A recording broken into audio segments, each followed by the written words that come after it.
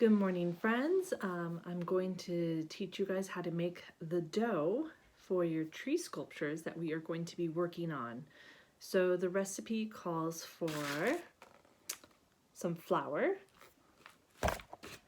salt, and water. And very simple things that you have around the house. So here we go. So the first part is you want to get out your measuring cup, and this is good for the kids to do the counting and the measuring, and they can always look on the cup. It'll tell you the 1 cup. And go ahead and do 1 scoop.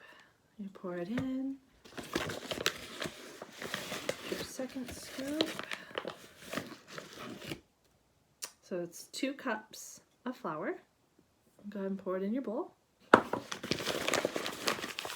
That aside. Then it is 1 cup of salt, and this is quite a bit of salt to go into it. So this is not dough you want to eat. It's going to be very salty, so just kind of pour your salt in.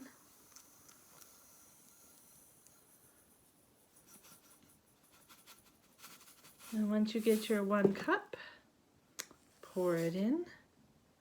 And then you need 1 cup of water. And you can use tap water, whatever water you want, because again, you're not going to be eating this dough. You're just going to be mixing it with your hands for the baking. Pour it in, and then you're going to mix it together. So you have to, this is the part your hands are going to get a little dirty, but it's also kind of fun to mix it. So you can just kind of mix it and knead the dough.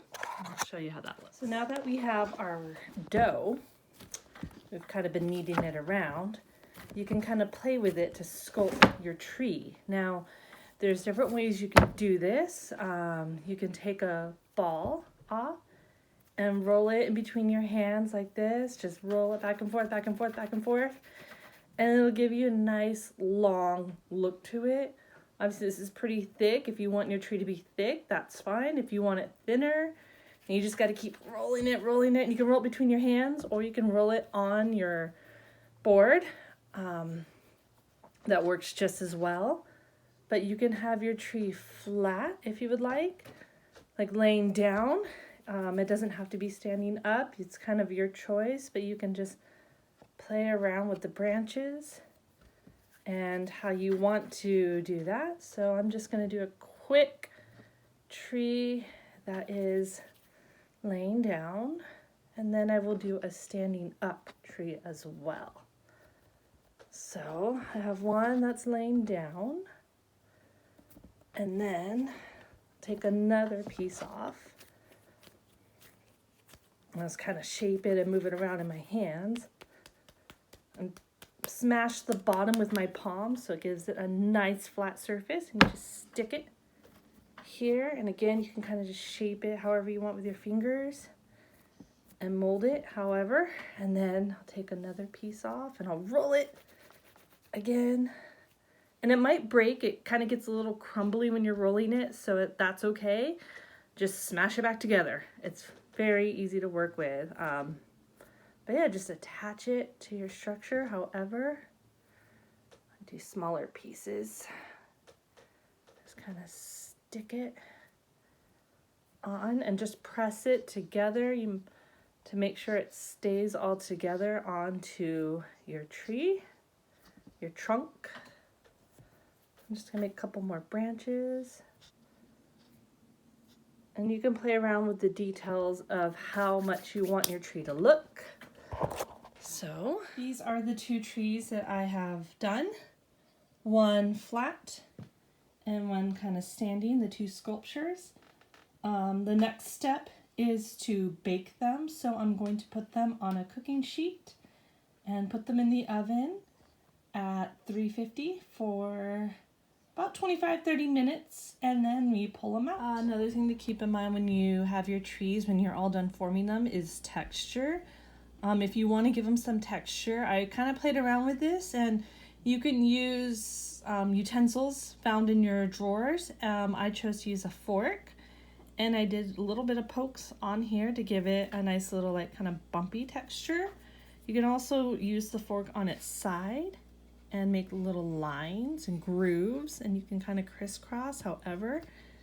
It'll just kind of, those will show up when you're painting it. You'll get to see those grooves that'll kind of stand out more. So your tree, if your tree has texture like the bark, you can use a fork to create that texture, or you can choose to leave it like this as is. It's totally up to you and how you want to make your tree.